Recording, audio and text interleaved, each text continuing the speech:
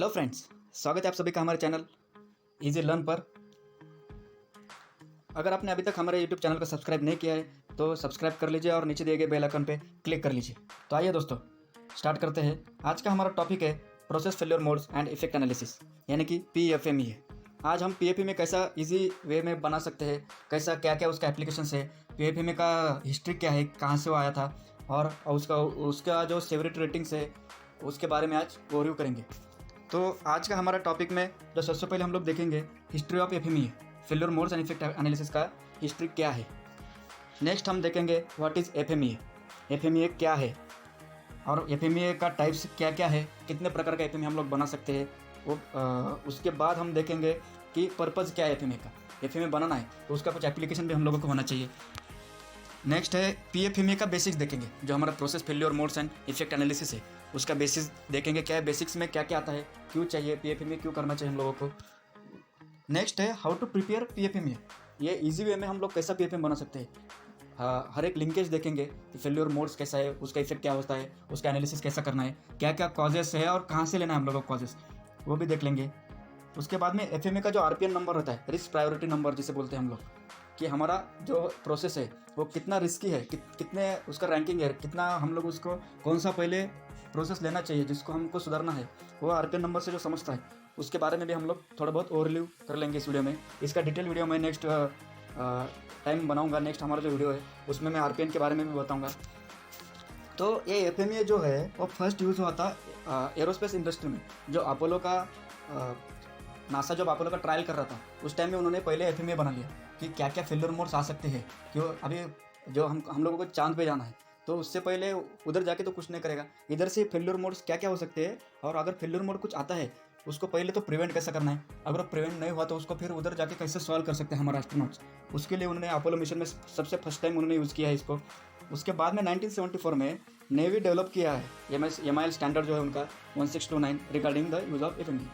मतलब अभी तो FME सबको पता चल गया है कि इसका तो बहुत बढ़िया यूज़ है, तो सब लोगों ने अपना अपना स्टैंडर्ड बनना चालू कर दिया वो टाइम में। उसके बाद में 1970s में जो ऑटोमोटिव इंडस्ट्री है उन्होंने वो लिएबिलिटी कॉस्ट के लिए FME यूज़ किया, और उनको वहाँ पे पता चला सब ऑटोमोबाइल सेक्टर को कि FME तो बहुत बढ़िया यूज़ कर सकता है। तो उन्होंने उसका एडवांटेजेस देख लिया और इस टूल को यूज़ करना चालू कर दिया to reduce risk related to the poor quality, और उन्होंने उनका स्टैंडर्ड बना लिया और उसको पेटेंट भी करवा लिया। तो क्या है दोस्तों FME क्या है, failure modes and effect analysis क्या है। मतलब अगर कुछ फेल्योर है मतलब उसका कुछ मोड्स भी रहेगा, मोड्स यानी कि कुछ वेज रहेगा कहाँ से तो आने वाला है वो, और उसका क्या इफेक्ट हो सकता है, और उसका हमको एनालिसिस करके वो पहले ही उसको अरेस्ट कर लेना है।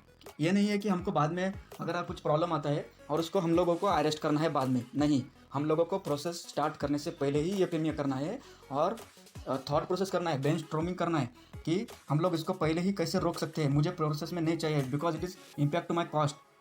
तो it is an analytical technique utilise by an engineer और इंजीनियर का team and is a summary of the team's thoughts. मतलब सब लोग सोचेगा कि क्या क्या फेल्योर मोड्स आएगा, सब लोगों का हम लोगों को कंसिडर करना है। एवरीवन कुछ ना कुछ इनपुट दे रहा है, मतलब वो फेल्योर मोड तो आने वाला है, मतलब उसके दिमाग में आया तो फेल्योर मोड तो है भाई। This systematic approach parallels and formalizes the mental discipline that an engineer normally goes through in any process. So it is a before the event action, not an after the fact exercise. जो जैसा कि हमने अभी discuss किया है, ये पहले ही करना है, बाद में प्रॉब्लम आने के बाद में नहीं करना है। तो FME is a living document. Living का मतलब तो सबको पता है, ये हर टाइम चेंज होते रहना चाहिए FME। ऐसा नहीं है कि मैंने प्रोसेस से पहले बना लिया कि भाई अब मेरा काम खत्म हो गया, अभी मेरा प्रोसेस चालू होने वाला है। नहीं, प्रोसेस करने वाला है तुम लोग। थ्योरेटिकल अलग होता है दोस्तों, और जो हम प्रैक्टिकल करते हैं वो अलग होता है। तो इसका FME का हर 6 मंथ बाद जो भी डिसाइडेड फ्रीक्वेंसी है उस टाइम बाद में उसका एनालिसिस करना चाहिए कि हमने हाँ ये प्रोसेस के लिए हमने ये XYZ तो कर लिया है, उसका प्रिवेंशन डिटेक्शन कंट्रोल क्या है। तो अभी फिर भी मेरे को इशू आ रहा है, तो वो इशू आपने उसके लिए एनालिसिस कहाँ करना है। तो FME का हर 6 मंथ्स बाद उसका रिव्यू करना है कि हाँ इतना प्रॉब्लम्स आया है, ये मेरा डिटेक्शन कंट्रोल मैंने दिया था उससे नहीं हो रहा है, ये प्रिवेंशन कंट्रोल दिया था इससे भी कंट्रोल नहीं हो रहा है, तो उसको और क्या कर सकते हैं। तो हर 6 मंथ बाद आपको FME का रिवीजन करते रहना चाहिए। सो इसलिए FME is a living document. तो FME जैसा कि मैंने कहा था, फेल्योर का मतलब कुछ ना कुछ टाइप्स रहेगा, वेज रहेगा, पॉसिबिलिटी रहेगा, उसका कुछ इफेक्ट जो आने वाला है जो फेल्योर होता है मतलब कुछ तो इफेक्ट होने ही वाला है, और negative effect on process under studies और अमर रहता है, और उस स्टडी का रिस्क हमको क्या आ सकता है और उसको रिड्यूस कैसा करना है वो देखना है एफएमए में। इसका टाइप्स है, पहला जो है डिज़ाइन एफएमए है। ये कहाँ यूज़ करना है, सिस्टम में, सब सिस्टम में, कंपोनेंट में, मतलब डिज़ाइन टाइम में ही उसको जितना कर सकता है उतना हमको जो फेल्योर मोड रिड्यूस कर देना है उधर ही। उसके बाद में प्रोसेस एफएमए है। प्रोसेस एफएमए में भी असेंबली और मैन्युफैक्चरिंग दो आएगा, उसका भी सेम है, सिस्टम लेवल है, सब सिस्टम लेवल है, कंपोनेंट लेवल है। उसके नेक्स्ट है मशीनरी एफएमए, कुछ मशीन ले रहा है तो मैं पार्ट भी ओके, डिज़ाइन लेवल पे मैंने पार्ट में कवर कर लिया है पूरा, प्रोसेस में भी मैंने कवर कर लिया है, लेकिन मशीनरी तो अभी मेरा उस लेवल तक का है नहीं कि मैं कुछ प्रिवेंशन ऑटोमेटिक करना चाहता हूँ लेकिन नहीं हो रहा है, या फिर मेरा मशीनरी कुछ प्रोसेस कैपेबिलिटी नहीं दे रहा है, तो मशीनरी लेवल का भी हमको एफएमए करना है। तो अभी इसका पर्पज़ क्या है दोस्तों, कर रहा है भाई, स्टडी कर रहा है, टीम्स लगा दिया, अभी तो चालू है, तो इसका जो पर्पज़ है, जो मेन पर्पज़ है, हर एक इंसान उसी के लिए ही काम करता है, वो है कॉस्ट। अगर हम एफएमए पहले ही कर लेंगे तो हमारा कॉस्ट प्रिवेंशन हो जाएगा, डेफिनेटली हो जाएगा दोस्तों। तो इसका डिज़ाइन एफएमए में और प्रोसेस एफएमए, डिज़ाइन एफएमए में हमने अगर पूरा कंट्रोल कर लिया तो प्रोडक्ट डेवलपमेंट का टाइम में भी बाद में जो कॉस्ट हमको लगने वाला है तो वो रिड्यूस हो जाएगा, जितना हमारा पुअर क्वालिटी का कॉस्ट है वो रिड्यूस हो जाएगा। प्रोसेस एफएमए में जितना हम लोग प्रोड्यूस कर रहे हैं एक्चुअल प्रोसेस में, हमारा वो कॉस्ट भी रिड्यूस हो जाएगा, मतलब कॉस्ट प्रिवेंटिव है। उसके बाद में उसका जो डिटेक्शन एंड करेक्शन जो भी रहेगा प्री प्रोडक्शन और प्रोडक्शन में, तो उस टाइम में उसका वैलिडेशन करके लेना, और उसके बाद में वापस प्री लॉन्च का अलग से आएगा एफएमए और प्रोडक्शन का अलग से आएगा। जो भी हम लोगों को प्री लॉन्च स्टेज तक, सेफ लॉन्च स्टेज तक जो भी हम लोगों को डिफेक्ट्स आते हैं, सब आते हैं, वो हम लोगों को सब प्रोडक्शन एफएमए में कवर करना है और वो प्रोसेस में इम्प्लीमेंट भी करना है। तो इससे हमारा क्या होगा, जो मास प्रोडक्शन हम लोग कर रहा है, जो हमारा अभी एक्चुअल फील्ड पे कंपोनेंट जाने वाला है, तो वो वारंटी का जो इशू है, कस्टमर डिससेटिस्फैक्शन जो है, वो सबसे बड़ा लॉस यही रहता है, कस्टमर डिससेटिस्फैक्शन, तो वो नहीं होगा। तो पीएफएमए के बारे में देख लेते हैं दोस्तों। पीएफएमए क्या है? It is an systematic analytical tool use to identify and evaluate the potential failure of process. मतलब सिंपल है दोस्तों, पीएफएमए मतलब जो हम लोगों का भी सिर्फ प्रोसेस में कंसंट्रेट करना है। प्रोडक्ट का डिज़ाइन पर्सन ने कर लिया है, डिज़ाइन एफएमए में कवर हो चुका है, मशीनरी प्रोक्योरमेंट का टाइम हो गया है, लेकिन जो अभी सबसे जो चैलेंजिंग पार्ट है हमारा प्रोसेस को स्टेबलाइज करना है, प्रोसेस को जो हमारा हर टाइम में प्रोसेस में इंप्रूवमेंट तो होता ही है, एवरी टाइम। प्रोसेस में जो फेलियर मोड्स आने वाले हैं उसको पहले डिटेक्ट करना है, और उसका जो एनालिसिस करके जो भी उसका प्रिवेंशन कंट्रोल है, डिटेक्शन कंट्रोल है, वो प्रोसेस में इंप्लीमेंट करना है। इसमें अभी प्रोसेस में क्या देखेंगे, सबसे पहले आएगा सीसी कैरेक्टरिस्टिक्स, जो सेफ्टी रिलेटेड आता है, जो गवर्नमेंट नॉर्म्स के लिए रिलेटेड आता है, ये बिल्कुल भी हमें एक्सेप्ट ही नहीं है। Failure mode, CC characteristics, SC characteristics, हमारा जो एंड यूजर है उसका सेफ्टी के रिलेटेड हम लोग कुछ भी नहीं कर सकते। वो हमको प्रोसेस डेफिनेटली परफेक्ट ही चाहिए, जो भी सेफ्टी रिलेटेड हम अगर पार्ट कर रहा है। और फिट एंड फंक्शन रिलेटेड तो हमको करना ही है, कि बोले तो फिट एंड फंक्शन में अगर कुछ फेल्योर आता है तो हमारा जो मेन प्रोडक्ट है, फाइनल प्रोडक्ट है, वो नहीं बनेगा। इसलिए it confirms the need for special controls in manufacturing, उसके लिए हमको स्पेशल कंट्रोल्स देना है। और इसका it helps to reduce risk of rejection during the mass production. तो रिजेक्शन रिड्यूस हो जाएगा तो हमारा COP क्यों रिड्यूस हो जाएगा, कॉस्ट ऑफ प्योर क्वालिटी। अभी इसका ठीक है, चलो अभी सब पता चल गया है क्या क्यों चाहिए, क्या चाहिए, हिस्ट्री क्या है, इसका इनपुट क्या है। अभी मुझे एक्चुअल में बैठा हूँ करने के लिए, इसका इनपुट्स क्या क्या है पता नहीं है मुझे। तो इसका पहला इनपुट जो है हमारा process flow chart. Process flow chart मतलब मेरा प्रोसेस चलने कैसा वाला है, step by step analysis of process. तो ये प्रोसेस फ्लो चार्ट के बारे में भी मैं डिटेल वीडियो बनाऊंगा, हमारा next video process flow chart पे ही रहेगा अभी।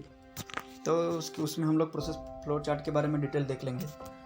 उस नेक्स्ट इनपुट है हमारा डिज़ाइन एफएमए, जो डिज़ाइन लेवल पे उन्होंने प्रोडक्ट में एफएमए किया है।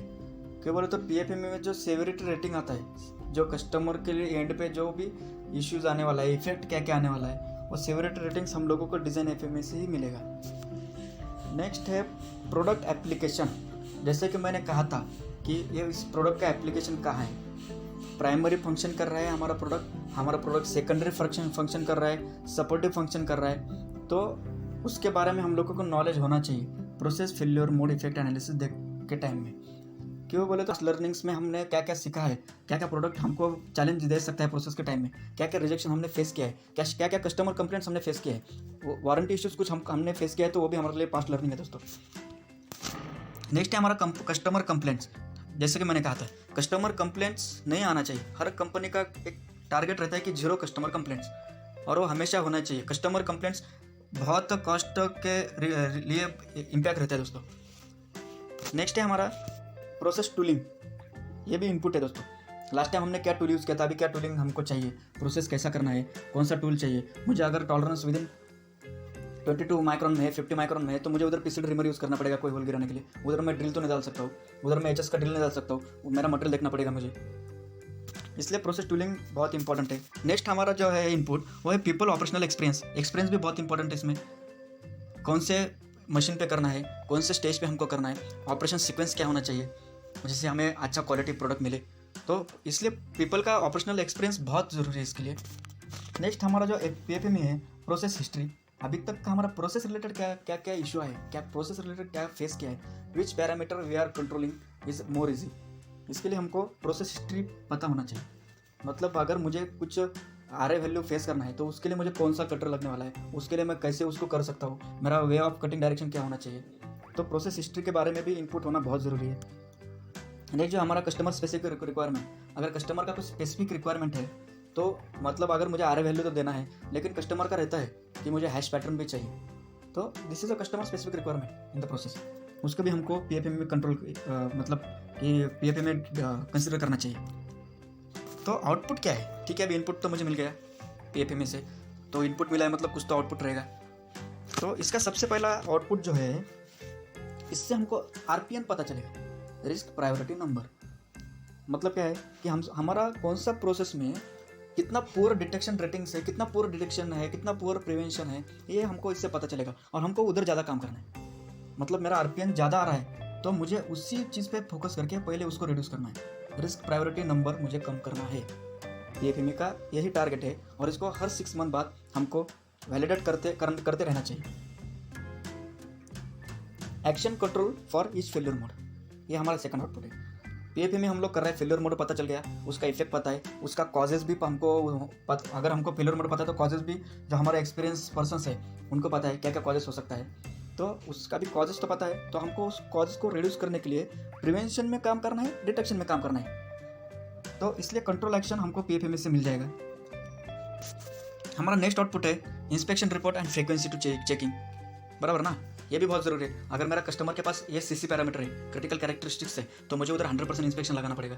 अगर कस्टमर के पास मेरे मतलब प्राइमरी तो नहीं कह सकते उसको, सेकेंडरी फंक्शन है मेरा, तो उधर दूसरा कुछ हम लगा सकते हैं, 1 पर आवर और 2 पर शिफ्ट, ऐसा फ्रीक्वेंसी, वो भी हमें PFME से पता चल जाएगा। इसके हमारा मैन पावर का यूटिलाइजेशन भी बढ़ जाएगा।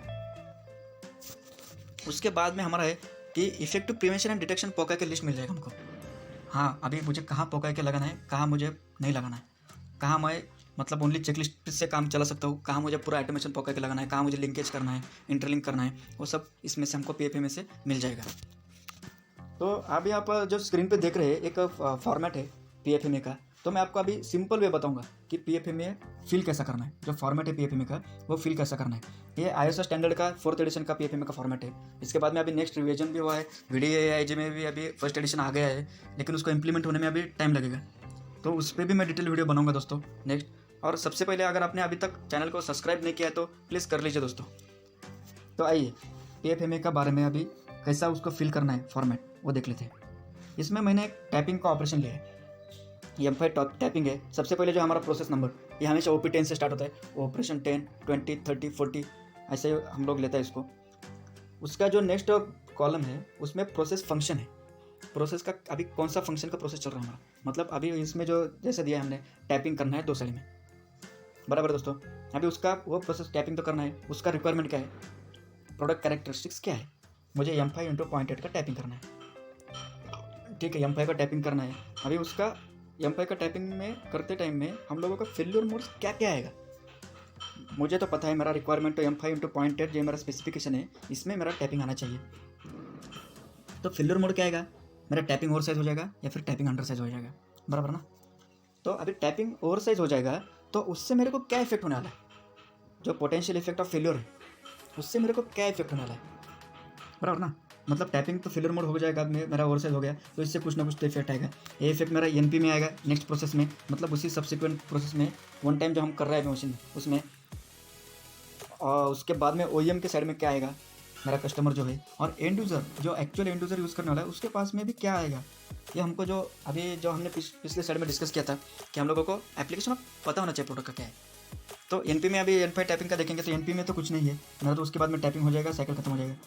उसके बाद में SP में जो है मेरा असेंबली लाइन में जो है कि स्क्रूइंग स्लिपेज इशू होगा, मेरा स्क्रूइंग जो होगा प्रॉपर नहीं होगा, जो मुझे टॉर्क लगाना है वो नहीं बैठेगा, स्लिपेज हो जाएगा वहाँ पे।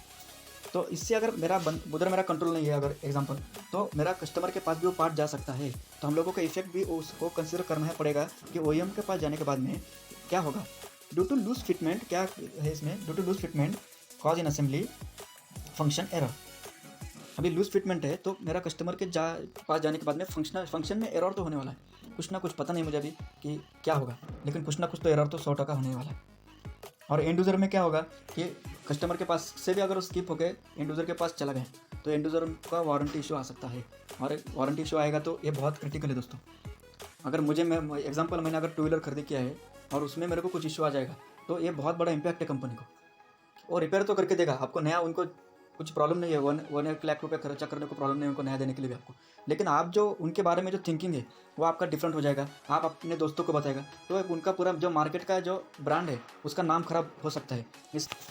तो अभी जो हमारा पोटेंशियल इफेक्ट है उसका जो सेवरिटी रेटिंग दिया है, जो एंड यूज़र का जो मैक्सिमम जो हर एक इसको दिया है मैंने, देखो दोस्तों अभी एंड यूज़र में 8 आ रहा है सेवरिटी रेटिंग, तो मेरा सेवरिटी रेटिंग 8 है। इसके सेवरिटी रेटिंग के बारे में, डिटेक्शन रेटिंग के बारे में, ऑकरेंस रेटिंग के बारे में एक डिटेल वीडियो बनाऊंगा दोस्तों, तो उसका अभी और भी कर लेंगे, उसका डिटेल वीडियो भी बनाऊंगा मैं नेक्स्ट इसमें। तो इसका कॉस्ट क्या है, अभी मेरा टाइपिंग ओवर साइज हो गया, इसका कॉस्ट क्या हो सकता है मेरा। तो एक तो टूल रनआउट ज़्यादा होगा, सेकंड भी हो सकता है कि मैं रॉन्ग साइज़ का टूल भी यूज़ किया है मेरे बंदे ने।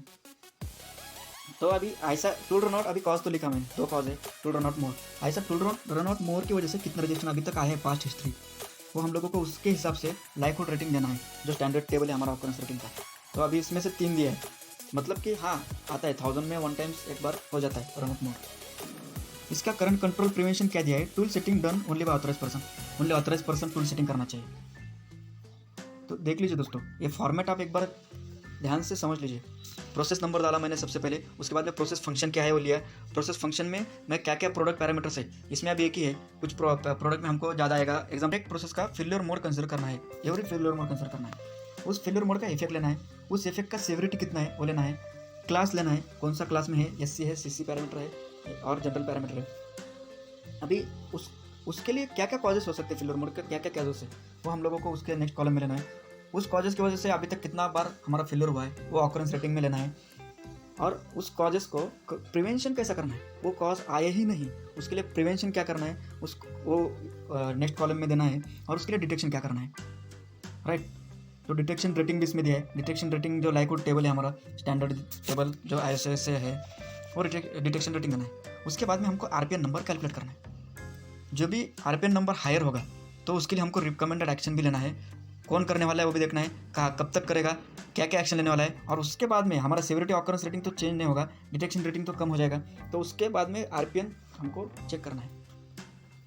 और आफ्टर 6 मंथ में अगर ऑकरेंस रेटिंग भी कम होता है, हमारा ऑकरेंस भी कम हो जाएगा, तो वो भी रेटिंग इसमें चेंज करके RPN हमको कम करना है। तो इससे क्या फ़ायदा होगा दोस्तों कि फेल्योर मोड के लिए मेरा पास बहुत अच्छा प्रिवेंशन और डिटेक्शन कंट्रोल्स है, फेल्योर मोड नहीं आना चाहिए, और अगर आएगा भी तो मेरा मशीन खुद ब खुद उसको डिटेक्ट करेगा, वो मेरे कस्टमर के पास नहीं जाएगा, राइट। तो सिंपल वे में आप फेल्योर मोड और उसका इफेक्ट एनालिसिस कर सकते हैं दोस्तों। उसके बाद में जो हम बात करते हैं RPN रैंकिंग क्या है, उसका RPN रैंकिंग मतलब इस private number, RPN ranking is nothing but the rating of potential failure occurs. समझ रहे हो, RPN रैंकिंग मतलब क्या है, मेरा फेल्योर मतलब आने का चांसेस कितना है, कितना ज़्यादा है, वो RPN रेटिंग आपको बताएगा। मेरा अगर 100 है तो मतलब मेरा 100 टाइम्स आ सकता है प्रोसेस में, तो हमको RPN रेटिंग पे काम करना है। RPN रेटिंग कैसा कम ला सकता हूँ मैं कैसा डिटेक्शन ज़्यादा ऑटोमेटेड कर सकता हूँ, मेरा कस्टमर के पास जॉब नहीं जाना चाहिए defected. More RPN number told how poor is the process controls. More RPN हमको यही बताएगा हर टाइम कि आपका प्रोसेस कंट्रोल जो आपने दिया है वो बहुत पुअर है, मेरा पार्ट डिफेक्टिव बनने ही वाला है, अगर पुअर है तो हमको उसको रिड्यूस करना है। RPN number calculated from below formula, इसका फार्मूला जो आपको मैंने पहले बताया था, severity rating multiplied by occurrence rating multiplied by detection rating, simple है।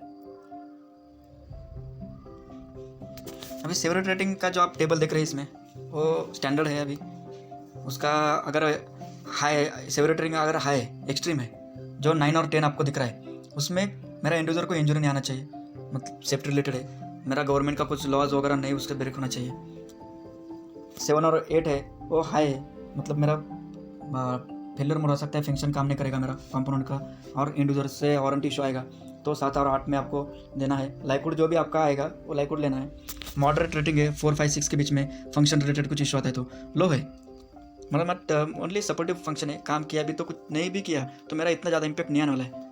जो हमारा फाइनल कंपोनेंट है उसमें वेरी लो है, डिसेबल भी नहीं हो सकता है किसी को, और सिस्टम में भी कुछ ज़्यादा इफेक्ट नहीं देगा, तो उसको ले सकता है। मतलब मेरा अभी 4 व्हीलर है, 4 व्हीलर का सीट है, सीट का और फट भी गया है तो ज़्यादा इफेक्ट मेरे प्रोसेस में नहीं आएगा। मेरा गाड़ी का प्राइमरी फंक्शन क्या है कि मुझे रन होना है, मुझे एक जगह से दूसरी जगह जाना है, उसमें तो कुछ इम्पैक्ट नहीं आएगा। वो एस्थेटिक व्यू आपका खराब होगा, उसके लिए वो जो है तो उस हिसाब से रेटिंग आएगा, लो, वेरी लो, माइनर। इसमें नेक्स्ट कॉलम है ऑकरेंस रेटिंग, जैसे कि मैंने कहा था वेरी हाई, अगर 2 कंपोनेंट में 3 कंपोनेंट में एक बार आ रहा है तो उसको आप लोगों को 10 ही कंसिडर करना है हर टाइम। अगर मेरा 20 में एक आ रहा है तो 7 और 8 के बीच में कंसिडर करना है। मेरा 2000 में एक आ रहा है, 400 में एक आ रहा है, 80 में एक आ रहा है, इसके हिसाब से ऑकरेंस रेटिंग दिया है। उसके बाद में डिटेक्शन रेटिंग भी का भी टेबल है। डिटेक्शन रेटिंग में मेरा कितना ऑटोमेटेड है, ज़्यादा से ज़्यादा ऑटोमेटेड मेरा मशीन ऑटोमेटिकली बंद हो रहा है फेलियर मोड आने के बाद में, तो ऑटोमेटिक बंद हो रहा है मेरा मशीन, तो सबसे कम आता चलेगा। जैसे जैसे विजुअल इंस्पेक्शन है वो आपका ज़्यादा से ज़्यादा लेना पड़ेगा, कुछ कंट्रोल नहीं तो 10 लेना पड़ेगा।